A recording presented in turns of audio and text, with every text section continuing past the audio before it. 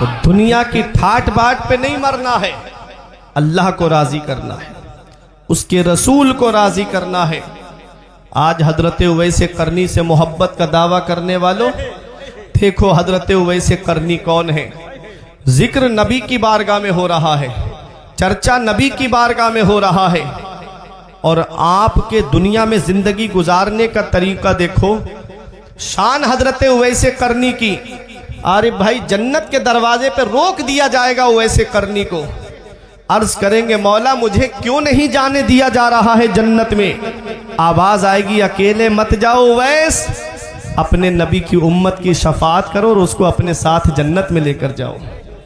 बोलो मोहब्बत से सुभान अल्लाह। वो है हजरत उवैस करनी। अल्लाह अकबर। आज हमारा लिबास फट जाए, हमारे कपड़े फट जाएं, हम बजाज की दुकान पे जाते हैं, नया लिबास खरीदते हैं। हजरत उवैस करनी का जब लिबास फट जाता तो किसी कपड़े वाले की दुकान पे नहीं जाते थे, बल्कि जहां कूड़ा करकट पड़ता था वहां जाते थे, और वहां से कोई पुराना कपड़ा मिलता उसे धोते, पाक करते और उसका पेबंद लगा करके अपने लिबास में रखते थे। मकाम जन्नत के दरवाजे पर रोक दिए जाएंगे। शान देखो उवैस करनी की के जिक्र नबी की बारगाह में हो रहा है, और जिंदगी जीने का सब तरीका देखें आप उवैस करनी का। आज हमें भूख लगती है, हम खाना खाने ढाबों में जाते हैं, होटलों में जाते हैं, अपने घर पे ताज़ा खाना बनवा के खाते। हजरत उवैस करनी को भूख लगती तो आप तालाबों की तरफ जाते थे, जहां लोग सब्जी बेचने वाले तालाब में सब्जी धोते थे, तो कुछ पत्ते पड़े रह जाते थे, उन पत्तों को खा करके गुजारा करते थे। हजरत उवैस करनी उन पत्तों को खा करके गुजारा करते थे। अल्लाह अकबर। खजूर की गुठली पर नमक लगा करके चूस करके उससे पानी पी करके अपना गुजारा करते थे। जब तक मां जिंदा रही तो आप कर्न में रहे।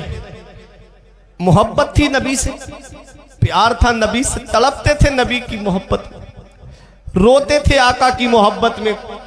बू जहल बड़ा बदकिस्मत था, मैं खाने में रहा महरूम रहा, बिन देखे उवैस करनी ने पी इश्क नबी का जाम लिया।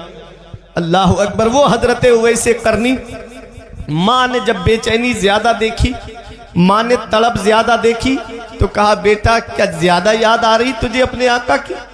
तो कहा हाँ अम्मी। तो माँ ने कहा बेटा ऐसा करना, मेरे लिए सामान जरूरत का रख देना, और मैं तुझे इतने पहर की इजाजत देती हूँ बेटा, इससे ज्यादा वक्त ना लगे, और तू जा और अपने आका का दीदार करके आ जाना। अल्लाह अकबर। वो हजरत उवैस करनी जब इजाजत मिली ना माँ की तरफ से, तो दौड़ते हुए जा रहे थे आका की बारगाह की तरफ। तो दिल ने पुकार के कहा उवैस क्या ऐसे ही जाओगे आका की बारगाह में इतनी तेज दौड़ते हुए? क्या ये मोहब्बत का तकाजा है? अरे उस बारगाह में तो फरिश्ते भी अदब के साथ आते हैं। तब हजरत उवैस करनी अदब के साथ चलने लगे। अल्लाह अकबर। जब पहुंचे आप मदीने शरीफ में, तब आपने हुजूर सल्लल्लाहु अलैहि वसल्लम को मस्जिद नबवी शरीफ में तलाश किया, आका मस्जिद नबवी शरीफ में नहीं मिले। फिर आप किसी ने कहा हुजरा आयशा में होंगे, तो हजरत आयशा सिद्दीक़ा रजी अल्लाह ताला अन्हा के हुजरा मुबारका के पास बाहर से खड़े होकर के अर्ज किया आका का दीदार हो सकता है? तो आवाज आई कि आका इस वक्त हुजरे में तशरीफ फरमा नहीं है, किसी जरूरी काम से बाहर तशरीफ ले गए। अल्लाह अकबर। इश्क देखो, मोहब्बत देखो। हम तो सिर्फ जुबानी दावे करते हैं कि हम नबी से मोहब्बत करते हैं। अभी थोड़ी देर पहले आप देखते ना कि लब्बैक या रसूल अल्लाह, लब्बैक या रसूल अल्लाह, ये हमारे नारे थे। माना जानते हो इसका लब्बैक या रसूल अल्लाह का? या रसूल अल्लाह मैं हाजिर हूं, या रसूल अल्लाह मैं हाजिर हूं। पांचों वक्त की नमाज पढ़ते हो तो नारा लगाओ कि मैं हाजिर हूं। चेहरे पे सुन्नत रसूल सजी है तो नारा लगाओ कि हाँ मैं हाजिर हूं या रसूल अल्लाह। कभी झूठ नहीं बोलते हो तो नारा लगाओ कि हाँ या रसूल अल्लाह मैं हाजिर हूं। झूठा दावा है, झूठी है मोहब्बत तेरी।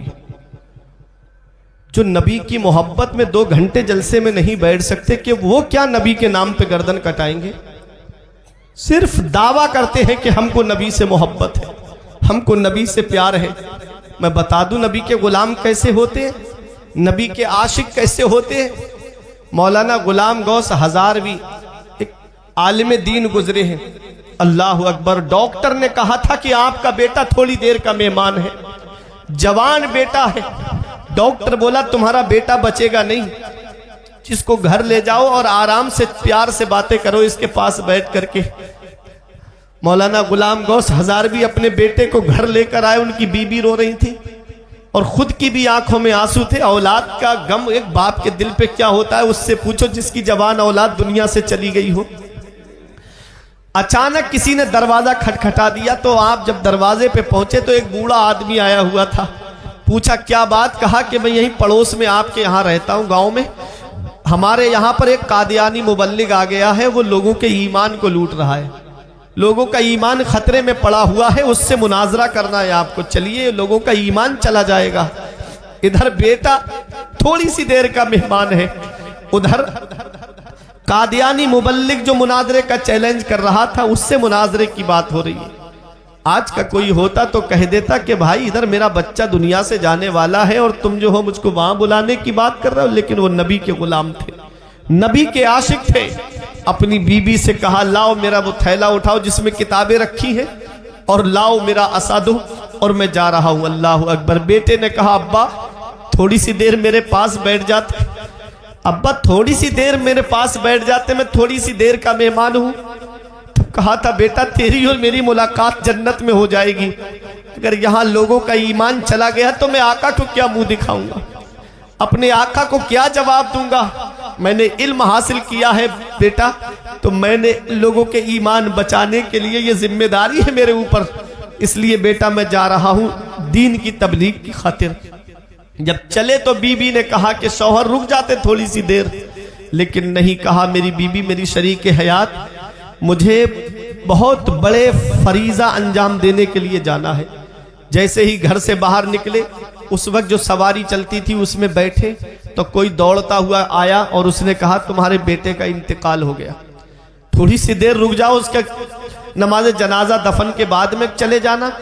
तब कहा था नमाज फर्ज किफाया है, कफन दफन फर्ज किफाया है, वो चंद लोग भी कर देंगे तो हो जाएगा, लेकिन मैं जिस काम के लिए जा रहा हूं वो फर्ज आइन है।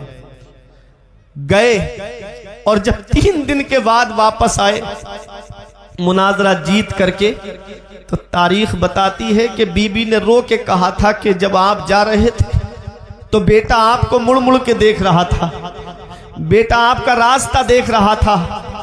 रोते हुए कब्रिस्तान पहुंचे और जब बेटे की कब्र पे जाकर के फातिहा पढ़ के आए और जब लेटे थोड़ी देर के लिए आंख लग गई तो क्या देखा कि बेटा जन्नत के बागों में से एक बाग में टहल रहा है। पूछा बेटा क्या हाल है तेरा? तो कहा अब्बा जो आप नामूस तहफ़्फ़ुज़ नामूस रिसालत के लिए निकले थे, अल्लाह रब्बुल इज्जत को आपकी ये अदा इतनी पसंद आई है कि अल्लाह ने मुझको जन्नत अता फरमा दी है। ये है नबी की सच्ची मोहब्बत, ये है नबी का सच्चा इश्क। तभी तो मेरा इमाम कहता है उन्हें जाना उन्हें माना, न रखा गैर से काम, उन्हें जाना उन्हें माना, न रखा गैर से काम। लिल्लाहिल हम्द में दुनिया से मुसलमान, लिल्लाहिल हम्द में दुनिया से मुसलमान गया। नबी की मोहब्बत देखनी है, नबी से इश्क देखना है, नबी से सच्चा प्यार देखना है तो हजरत उवैस करनी को देखो। हजरत उवैस करनी बेचैन हो जाते हैं जब नबी का दीदार नहीं होता है। माँ से जो वादा करके आए थे वो वक्त पूरा होता जा रहा है, वहां से वापस आ गए, आंखों में आंसू थे। जब निकले मदीने शरीफ से मेरे आका तशरीफ लाते हैं, इरशाद फरमाते हैं आयशा क्या कोई आया था? अर्ज करती है हाँ या रसूल अल्लाह, एक आए थे, उन्होंने मुझे अपना नाम नहीं बताया। मैंने पूछा अपना नाम तो बताओ, तो कहते मेरा नाम आका को मालूम है, मेरे आका मेरे बारे में जानते हैं। मेरे आका ने इरशाद फरमाया मेरा उवैस आया था, मेरा उवैस आया था। अल्लाह अकबर। वो हजरत उवैस करनी है। हजरत उवैस करनी की जब माँ का विसाल हो गया तब आपने कर्न को छोड़ दिया, कोई एक जगह मुकर्रर नहीं की, जगह जगह अल्लाह की इबादत करते रहते थे, जगह जगह जगह अल्लाह रब्बुल इज्जत की इबादत करते थे। ढूंढने वाले उनको ढूंढते लेकिन आप उनको मिलते नहीं थे। अल्लाह अकबर, कौन उवैसे करनी है? आओ जरा देखो, जब आप हजरत उमर फारूक आजम का दौरे खिलाफत आता है तो आपने हज के मौके पे तमाम हाजियों से फरमाया कोई हाजी अरकाने हज अदा करने के बाद जाए नहीं, मुझे जरूरी बात करनी है। तमाम हाजी ठहर जाते हैं बुकुबैस पहाड़ी के नीचे। हजरत उवैसे करनी के ताल्लुक से उमर फारूक आजम में पूछ रहे हैं। तमाम हाजी बैठ जाएं, वो हाजी खड़े रहे जो यमन से आए हैं। यमन के हाजी खड़े हो गए, वो डर रहे हैं हमको क्यों खड़ा किया जा रहा है। आप फरमाते हैं अब यमन के हाजी बैठ जाएं, वो खड़े रहे जो यमन में कर्न से आए हैं। अल्लाह अकबर, कर्न से एक बूढ़ा शख्स खड़ा होता है, ये हजरत उवैसे करनी का चचा था। उससे उमर फारूक आजम पूछते हैं क्या तुम उवैस को जानते हो? तो कहा कि हाँ, उवैस नाम का मेरा एक भतीजा है जिसको लोग दीवाना कहते हैं, जिसको लोग पागल कहते हैं। अल्लाह अकबर, आप उसके बारे में क्यों पूछेंगे अमीरुल मोमिनीन? वो तो इस लायक नहीं है कि उसका जिक्र आपकी बारगाह में हो। वो तो इस लायक कहाँ है कि आपकी बारगाह में उसका चर्चा हो। हजरत उमर फारूक आजम की आंखों में आंसू आ गए। फरमाते जिसको तुम दीवाना कह रहे हो, जिसको तुम पागल कह रहे हो, मैं उसी उवैस की बात कर रहा हूं, मैं उसी उवैस का जिक्र कर रहा हूं, मैं उसी उवैस का नाम ले रहा हूं। क्यों उनको दीवाना कहते थे लोग? वो हजरत उवैसे करनी जब गलियों से गुजरते थे तो बच्चे उन पर पत्थर मारा करते थे। हजरत उवैसे करनी बच्चों से फरमाते, ए बच्चों, मुझे मोटे मोटे पत्थरों से न मारा करो। जब मुझे मोटे मोटे पत्थरों से मारते हो मेरे जिस्म से खून निकलता है, बहता है, मेरा वुजू टूट जाता है, मुझे वुजू करना पड़ता है। मुझे छोटे छोटे पत्थरों से मारा करो ताकि मुझे चोट लगे लेकिन मेरा वुजू ना टूटे। अल्लाह अकबर, वो हजरत उवैसे करनी, खौफ खुदा का आलम देखिए उनका कि हजरत उवैसे करनी जब गलियों से गुजरते तो कुत्ते भौंकते थे उनके ऊपर।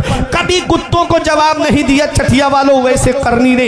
एक दिन जवाब दिया कुत्तों को और कहा, है कुत्तों, मेरे ऊपर भौंका ना करो, अभी तुम नहीं जानते हो कि मैं तुमसे बेहतर हूं या तुम मुझसे बेहतर हो। हजरत उवैसे करनी फरमाते हैं, ऐ कुत्तों सुनो, अगर कल पुलसिरात में पार नहीं कर पाया तो तुम मुझसे बेहतर हो, और अगर मैं पुलसिरात पार कर गया तो कुत्तों मैं तुमसे बेहतर हूं। ये हजरत उवैसे करनी का मकाम है, ये हजरत उवैसे करनी की शान है, ये हजरत उवैसे करनी की अजमत है।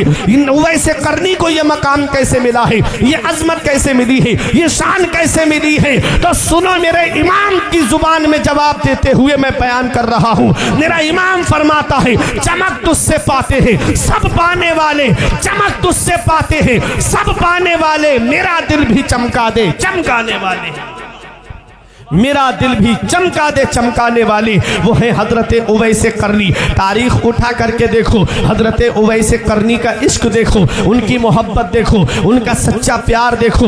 नबी से सच्ची मोहब्बत करते थे हजरत उवैसे करनी, नबी से सच्चा इश्क करते थे हजरत उवैसे करनी। अबू जहल बड़ा बदकिस्मत था, मैं खाने में रहा महरूम रहा, बिन देखे उवैसे करनी ने पी इश्क नबी का जाम लिया। आज हम नबी से मोहब्बत का दावा करते हैं लेकिन हमारे घरों का माहौल इस्लामी माहौल नहीं। आज हम नबी से सच्चा प्यार का दावा करते हैं लेकिन आज हमारे घरों के अंदर जा करके देखो तो कोई ना तो पर्दे का माहौल है, हमारे घरों में जा करके देखो ना तो इबादत का कोई एहतिमाम है। वही हमारे घर में फिल्मों की बातें, वही हमारे घर में सियासत की बातें, वही हमारे घरों में इलेक्शन की बातें। ये हाल आज हमारे घरों का होता जा रहा है। आज कितनी मुस्लिम बेटियां हैं जो इर्तिदाद की तरफ चली गई, आज कितनी मुस्लिम बेटियां हैं जो मुर्तद्दा हो गई।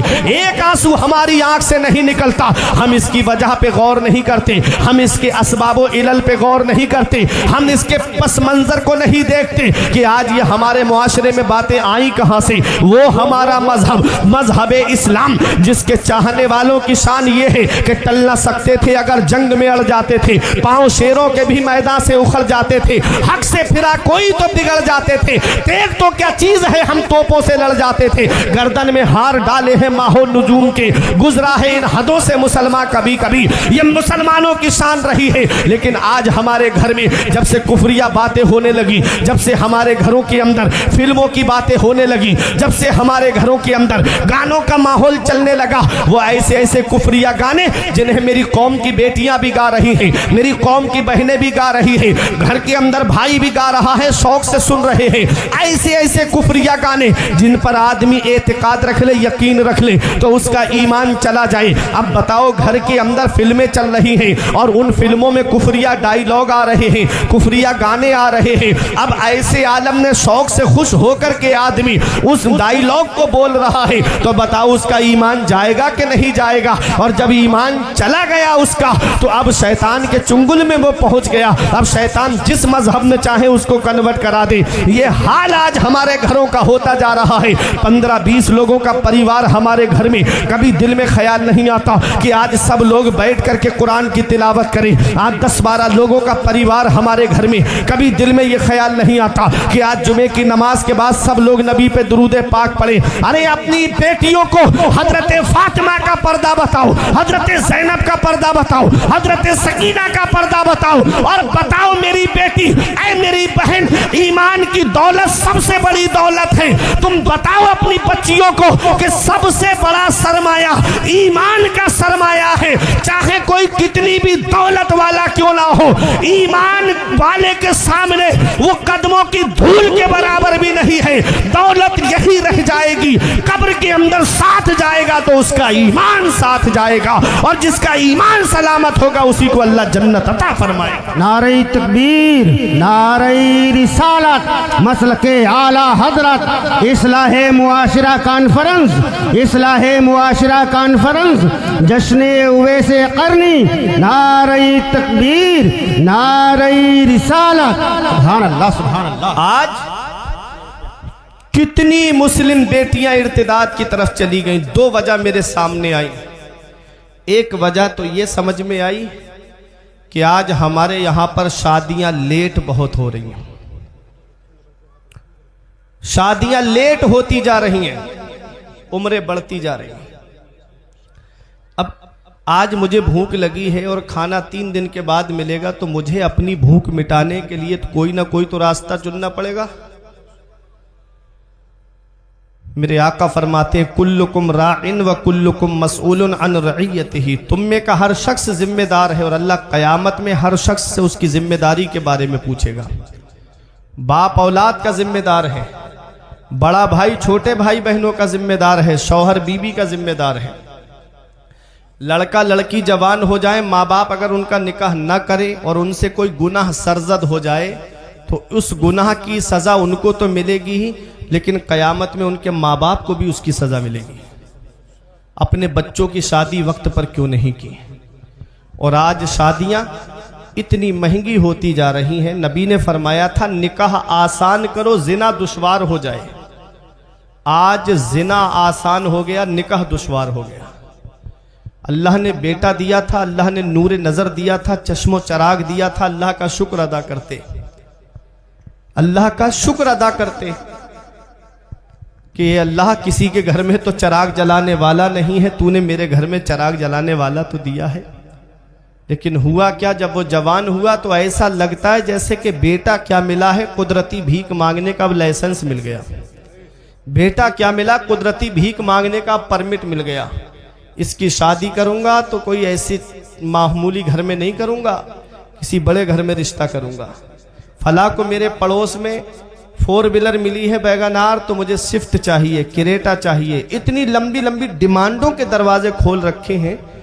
बाप दादा ने मेहनत की कमाई से टूटी साइकिल नहीं ली, और इनको गाड़ी और इनको शादी में कार चाहिए। ये आज हाल है हमारे मुआशरे का। ये आज हमारा मुआशरा तबाही के उस दहाने पे पहुंच गया है। मुझे बताओ, अगर जहेज में आपको 4-5 लाख रुपए मिल भी गए तो वो कितने दिन तक चलेंगे? अरे 1 साल चलेंगे, 2 साल चलेंगे, 3 साल खा लोगे, 4 साल खा लोगे, कितने साल तक चल जाएंगे वो पैसे? क्या किसी के देने से पूरा हुआ है? कोई इंसान किसी इंसान को क्या देता है? आदमी सिर्फ वसीला है, खुदा देता है। कोई इंसान किसी इंसान को क्या देता है? आदमी सिर्फ वसीला है, खुदा देता है। अल्लाह देगा तब हमारे घर का गुजारा होगा, उसका रसूल देगा तब हमारे घर में पूरा होगा। किसी इंसान के देने से कुछ नहीं होता। और किसी का दिल मत दुखाना। मौलाना रूम फरमाते अज हजार काबा यकदिल बेहतरस्त, दिल बदस्त आबुर के हज अकबरस्त। किसी मुसलमान का दिल रख लेना, किसी मुसलमान का टूटा हुआ दिल जोड़ देना, ये हज अकबर है। अल्लाह बड़े वाले हज का सवाब अता फरमाता है। लेकिन आज हम दिल तोड़ने, जोड़ने का सबब नहीं बल्कि तोड़ने का सबब बनते जा रहे हैं। आज जिसके घर में 2-3 बेटियां हैं, उस गरीब को रात में नींद नहीं आती, रातों में उठ उठ करके रोता है, मौला कहां से इतने पैसे इकट्ठे करूं, कहां से मंगनी के नाम पर कैश इकट्ठा करूं, कहां दिखनौर के नाम पर कैश इकट्ठा करूं, कहां शादी में जहेज के नाम पर कैश इकट्ठा करूं। और शादी अगर कैसे कर भी लेता है ना वो गरीब, तो शादी के बाद में बच्चा हो जाए तो फिर छोचक में फला को ये सामान चाहिए, फला को ये सामान चाहिए। एक बेटी की शादी में इतना कर्ज हो जा रहा है उस गरीब आदमी पर कि और बेटियों के बालों में चांदी उतर आ रही है, बाल सफेद पड़ने लगते हैं, लेकिन उनकी शादी का नंबर तक नहीं आता। ये हाल है आज हमारे मुआशरे का। अल्लाह अकबर। जब मुस्लिम बेटियां अपने बिस्तरों पे आंसू बहाती होंगी तो क्या मेरे नबी को तकलीफ नहीं पहुंचती होगी? क्या पैगंबर इस्लाम को तकलीफ नहीं पहुंचती होगी? अरे मेरा नबी तो वो है, जंगे बदर में 70 कैदी गिरफ्तार करके लाए गए, सगे चचा उसमें कैदी बन करके आए थे मेरे आका के। उनके बंद सबके पीछे पीछे कस के बंधे हुए थे। कोई जेल नहीं थी मुसलमानों की, मस्जिद नबवी के सहन में लिटा दिया गया उनको। मेरे आका थोड़ी देर आराम के लिए लेटे तो उनके कराहने की आवाज नबी के मुबारक कानों में पहुंची। तो मेरे आका बाहर तशरीफ लाए, अपने सहाबा से फरमाया, मेरे सहाबा इनके बंद खोल दो, इनके कराहने से मुझे तकलीफ पहुंच रही, इनके रोने से मुझे तकलीफ पहुंच रही। बताओ चटिया वालों, वो मेरा नबी जो काफिरों का रोना ना देखे, जब मुस्लिम बेटियां आंसू बहाती होंगी तो नबी को कितनी तकलीफ पहुंचती होगी। आज जहेज की वजह से जब बहुओं को परेशान किया जा रहा होगा तो मेरे नबी को कितनी तकलीफ पहुंचती होगी। कोई इंसान किसी इंसान को क्या देता है? आदमी सिर्फ वसीला है, खुदा देता है। इन अहसनतुम लिअनफुसिकुम व इन असातुम फलहा। रब कुरान में फरमाता है अच्छा करोगे तो अच्छाई तुम्हारे लिए है, और अगर बुरा करोगे तो इसका वबाल भी तुम्हारे ऊपर है। आज जो तुम्हारे घर में बहू बनकर आई है वो किसी की बेटी भी है, किसी की बहन भी है। आज अगर तुम किसी की बेटी, किसी की बहन को परेशान करोगे तो कहीं ऐसा ना हो कि तुम्हारी बेटी, तुम्हारी बहन जब किसी दूसरे के घर में ब्याह करके जाए तो कहीं उसको परेशानी ना उठाना पड़े। ऐ मेरे अजीजों, एक पैगाम है मेरा, ये जहेज की लंबी लंबी डिमांडों के दरवाजे बंद कर दो। जो तुम्हारी किस्मत में है वो तुमको मिलेगा। मौला अली शेर खुदा फरमाते हैं, किस्मत का रिस्क इंसान को ऐसे तलाश करता है जैसे मरने वाले को मौत तलाश करती है। ये मौला अली शेर खुदा का फरमान है। तो मेरे अजीजों, कोई इंसान किसी इंसान को क्या देता है? आदमी सिर्फ वसीला है, खुदा देता है। एक साहब मुझसे बोले, मौलाना मुझे मोटरसाइकिल चाहिए शादी में, मैं मांगी हुई गाड़ी पे बैठूंगा। मैंने कहा परेशान मत हो, मेरे साथ में चलो मस्जिद में। जुमे में 1 जुमा, 2 जुमा, 3 जुमा तकरीर करूंगा, और ऐसी तकरीर करूंगा तुम मस्जिद के दरवाजे पे रुमाल बिछा के बैठ जाना। 3 जुमों में इतने पैसे इकट्ठे कर दूंगा कि एक मोटरसाइकिल तुम्हारे लिए आ जाएगी। आंखें चढ़ा के मुझसे कहते हैं, मौलाना क्या तुमने मुझे भिखारी समझ रखा है? क्या तुम मुझे भिखारी समझते हो? हमने कहा, अरे नादान, भिखारी सिर्फ उसे नहीं कहते जो कटोरा लेके दरवाजे दरवाजे मांगता हुआ फिरे। भिखारी सिर्फ उसे नहीं कहते जो चौखट चौखट मांगता हुआ फिरे।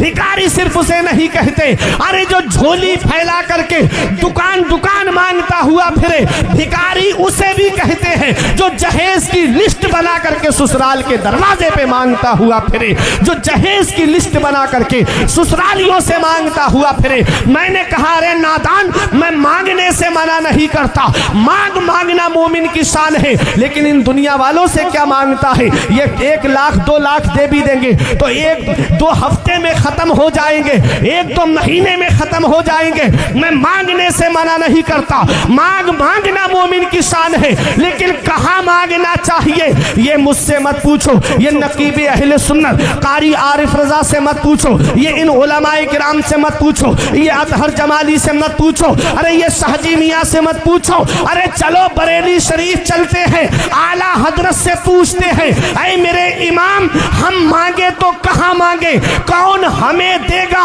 तो आज भी गुंबद रजा से आवाज आती है, कौन देता है? देने को मुंह चाहिए। कौन देता है? देने को मुंह चाहिए। देने वाला है सच्चा हमारा नबी। नारे तकबीर, नारे रिसालत, मसलकी आला हजरत उलमाए अहले सुन्नत खतीबे हिंदुस्तान अल्लामा फुरकान रजा मंदरी साहब क़िबला। नारे तकबीर, नारे रिसालत। कौन देता है? देने को मुंह चाहिए। देने वाला है सच्चा हमारा नबी। अल्लाह देगा तब हमारे घर का गुजारा होगा, रसूलुल्लाह देंगे तब हमारे घर का गुजारा होगा। एक आले रसूल से सैयदजादे से हातिम ताई के पोते ने कहा कि मेरा दादा वो है जो 7 दरवाजों से बांटता है, और बांटने की शान ये है कि लेने वाला एक दरवाजे पर लेके दूसरे पे आ जाए तब भी देता है, तीसरे पर आए तब भी देता है, चौथे पर आए तब भी देता है, 7 दरवाजों पर बारी बारी आ जाए तो मेरा दादा मना नहीं करता है, ये उसकी सखावत है तब भी देता है। तो आले रसूल ने कहा, सैयदजादे ने कहा, अरे वो तेरा दादा है दादा जो 7 दरवाजों से बांटता है तब भी साइल का सवाल पूरा नहीं होता है, उसकी ख्वाहिश पूरी नहीं होती है, एक दरवाजे से लेकर के 7 पे बारी बारी आता है तब भी ख्वाहिश पूरी नहीं होती है। अरे मेरा नाना वो है जो एक दरवाजे से बांटता है, एक चौखट से बांटता है, और बांटने की शान ये है कि मांगने वाला एक बार मेरे नाना की चौखट पर आ जाए, कयामत तक किसी के सामने हाथ नहीं फैलाता है। वाह क्या जूदो करम है सहेबत हा तेरा, वाह क्या जूदो करम है सहेबत हा तेरा, नहीं सुनता ही नहीं मांगने वाला तेरा, नहीं सुनता ही नहीं मांगने वाला तेरा। वही रब है जिसने तुझको हमतन करम बनाया, हमें भीख मांगने को तेरा आस्था बताया, तुझे हमद है खुदाया, तुझे हमद है खुदाया। तो मांगना है अल्लाह से मांगो, मांगना है रसूलुल्लाह से मांगो। अल्लाह देगा, उसका रसूल देगा, तब हमारे घर का गुजारा होगा। कोई इंसान किसी इंसान को क्या देता है? आदमी सिर्फ वसीला है, खुदा देता है। तो जब बच्चों की शादी करो तो ये जहेज की लिस्ट बना करके नहीं मांगना है, बल्कि कहना है कि अल्लाह का दिया हुआ मेरे घर में सब कुछ है, बस एक बेटी की कमी है जो तेरे घर लेने आया हूं। जब ये जुमला बोलोगे ना तो आने वाली बहू तुमको सास ससुर का नहीं बल्कि अपने माँ बाप का दर्जा देती हुई नजर आएगी। होता क्या है कि उसे जहेज के नाम पर उसके बाप को, माँ को खून के आंसू रुलाए जाते हैं। यही वजह है कि 1-2 हफ्ता नहीं गुजरता बहू अपना चूल्हा अलग कर लेती है। अब ये साहब परेशान फिर रहे हैं कि मौलाना साहब कोई आमिल बता दो, कोई मौलाना बता दो, कोई पीर साहब बता दो, मेरा बेटा मेरे हाथ से चला गया। हमने कहा क्या हुआ? बोले उस पर मेरी बहू ने करा दिया, अब वो अपने कब्जे में कर लिया है उसने। हमने कहा इसमें उसकी कोई गलती नहीं है। कहने लगे तुम भी मौलाना साहब ऐसी बातें करने लगे, मेरा पला पलाया बेटा चला गया, ना माँ से बात करता है ना बाप से बात करता है, और तुम कह रहे हो इसमें उसकी कोई गलती नहीं है। हमने कहा हाँ, जब कोई इंसान किसी चीज़ की बोली लगवाता है ना तो जो उसकी कीमत अदा करता है उस पर किसका हक होता है? ये मेरा मोबाइल है, मैं इसकी बोली लगवाऊं तो जो मुझे इसकी कीमत देगा उसका मालिक वो बन जाएगा कि नहीं बन जाएगा? तुमने अपने बेटे की बोली लगवाई, उसके बाप ने उस बोली को पूरा किया, अब उस पर उस लड़की का कब्जा नहीं होगा तो किसका कब्जा होगा? काश सुन्नत के मुताबिक अपने बच्चों की शादी करते। शादी करो तो ऐसी करो सादगी के साथ जैसे अली का अक्द हुआ फातिमा के साथ। कोई इंसान किसी इंसान को क्या देता है? आदमी सिर्फ वसीला है, खुदा देता है। जरदार देख कर ना जमींदार देख कर, रिश्ता करो नबी का वफादार देख कर, रिश्ता करो नबी का वफादार देख कर। इंसान बकरा ईद के मौके पे जो बकरा लाता है, अगर 2-3 महीने पहले ले आए तो वो बकरा इतना हिल जाता है घर वालों से, इतना लगाव हो जाता है घर वालों को उस बकरे से कि उसकी कुर्बानी के वक्त सब घर वाले अंदर चले जाते हैं या बाहर चले जाते हैं, उसको देख नहीं पाते कुर्बान होते हुए। मैंने भी इमामत की है अल्हम्दुलिल्लाह, मैंने भी ऐसे हालात मंजर देखे हैं एक जगह मैं गया तो वो पूरा घर बाहर चला गया। हमने कहा क्यों चले गए? कहते हैं कि हमारे घर का पला हुआ बकरा है, इसको हम कुर्बान होता हुआ नहीं देख सकते। जब खाना खाते थे तो ये पास में आ जाता था, हम इसको बराबर में बिठा करके रोटी खिलाते थे। समझना चटिया वालों, एक जानवर जो 5-6 महीने हमारे पास रहे तो हमें उससे उतना लगाव हो जाता है, इतनी मोहब्बत हो जाती है कि हम उसे कुर्बान होता हुआ नहीं देख सकते। एक बाप से पूछो जो अपनी बेटी को 17-18 साल तक अपने सीने से लगा के रखता है, जो अपने जिगर के टुकड़े की हर ख्वाहिश को पूरा करता है, जब जहेज की वजह से उसकी बेटी को सताया जाता होगा तो एक बाप के दिल पे क्या बीतती होगी, एक बाप के दिल पे कैसी गुजरती होगी। बेटियां जहमत नहीं है, बेटियां अल्लाह की रहमत है। अरे जुल्मते वक्त में तनवीर बन के आती हैं, खुशनुमा जीस्त की तहरीर बन के आती हैं। बेटियों से जिन्हें नफरत है ये बतला दो उन्हें, बेटियां बाप की तकदीर बन के आती हैं। बेटियों से जिन्हें नफरत है ये बतला दो उन्हें, बेटियां बाप की तकदीर बन के आती हैं। महक रहा है दिलों का जहान बेटी से, जमाने भर में बड़ी घर की शान बेटी से। जरूरी ये नहीं बेटों से नाम रोशन हो, मेरे नबी का चला खानदान बेटी से। जरूरी ये नहीं बेटों से नाम रोशन हो, मेरे नबी का चला खानदान बेटी से। मेरे नबी ने अपनी बेटी फातिमा को इतना मुख्तसर सा जहेज दिया था, बर रिवायत मुख्तलिफ। एक गद्दा दिया जिसमें खजूर के पत्ते या छाले भरी हुई थी, 2 तकिए दिए, एक मश्क दी और एक आपने चक्की दी ताकि घर में गल्ला पीस लिया करें, कुछ मिट्टी के बर्तन दिए थे। ये मुख्तसर सा जहेज ज़रूरत का सामान आका ने अपनी बेटी फातिमा को दिया था। अब अगर कोई अमीर तुम्हारे सामने आके ये कहे कि मैंने उतना दिया है जितना फला नेता ने अपनी बेटी को दिया है, तो गरीबों परेशान मत होना, तुम भी सीना तान के कह देना कि तूने उतना दिया है जितना फला नेता ने अपनी बेटी को दिया है, मैंने उतना दिया है जितना मदीने वाले मुस्तफ़ा ने अपनी बेटी को दिया है। तेरे लिए वो अमीर का तरीका मुबारक हो, मेरे लिए मेरे नबी की सुन्नत मुबारक हो। शादी करो तो ऐसी करो सादगी के साथ, जैसे अली का अक्द हुआ फातिमा के साथ। अच्छे अमल करो, नेक अमल करो, बच्चों की शादी करो तो सुन्नत के मुताबिक करो। ये डांस पार्टियां शादियों में लाना, बैंड के साथ शादी लेके जाना, देखो एक वो इंसान है जो गुनाह कर रहा है घर के अंदर। जैसे कोई कमरे में मोबाइल में फिल्म देख रहा है तो उसका वो खुद जिम्मेदार है, और वही आदमी टीवी ला के चौराहे पे रख दे तो जितने लोग देखेंगे सबको अलग अलग इसकी सजा मिलेगी, गुनाह मिलेगा, लेकिन सबका गुनाह जोड़ करके उसके नामे आमाल में लिखा जाएगा जिसने टीवी ला के बाहर रखी है। यही हाल है डांस पार्टी का। आला हजरत फरमाते हैं साथ वालों ने यही छोड़ दिया, बेकसी यार है क्या होना है। छुप के लोगों से किए जिसके गुनाह, वो खबरदार है क्या होना है। कल तो दीदार का दिन है और यहाँ आंख बेकार है क्या होना है। दूर जाना है रहा दिन थोड़ा, मत पे क्या मार है क्या होना है। हाय बिगड़ी तो कहाँ आकर नाव, हाय बिगड़ी तो कहाँ आकर नाव। आइन मझधार है क्या होना है, आइन मझधार है क्या होना है।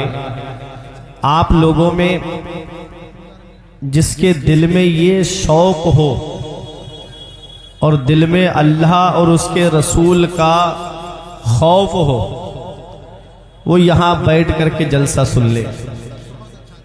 और जो ये सोच के आया है कि मैं सिर्फ मजा लेने जलसे में जा रहा हूं, तो उसकी ना मुझे जरूरत है ना इन उलमा को जरूरत है। भाई जिसकी सोच मजे की बन गई हो उसका कोई इलाज नहीं है। वो जलसों में भी जाएगा तो मजा तलाश करेगा, और अगर कुछ सीखने के लिए आए हो कि कुछ पैगाम मिल जाए जलसे से, कुछ सबक मिल जाए, जिंदगी कैसे गुजारना है, घर में कैसे रहना है, बड़ों का कैसे अदब करना है, कुछ अगर सीख करके जाना है तो आप थोड़ी सी देर के लिए बैठ जाएं। जितने मेरे अजीज खड़े हैं गुजारिश करूंगा कि 10 मिनट के लिए आप बैठ जाइए, और हो सके तो मेरे सामने ये जो जगह खाली हो गई है, थोड़ी सी देर के लिए इसको भर दीजिए। ये बैरियर हटा देते तो अब बेहतर था। जी कुछ ज्यादा आइए, थोड़ा थोड़ा करीब में आ जाइएगा। जंग में कागजी अफराद से क्या होता है, हिम्मतें लड़ती हैं तादाद से क्या होता है। ऐसा लगे कि जलसा समझदार लोगों के दरमियान शुरू हो रहा है। ठीक है, हाँ ये वाला हटा दीजिए मेरी समझ से ना भाईजान, ये जो बैरियर लगाए हैं, हाँ इसको हटा दीजिए। आशिकों के दरमियान ये नहीं होना चाहिए।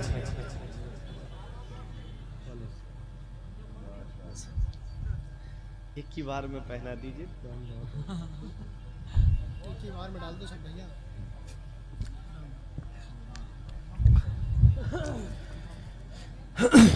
एक शेर और पूरी तकरीर उसी शेर के इर्द गिर्द।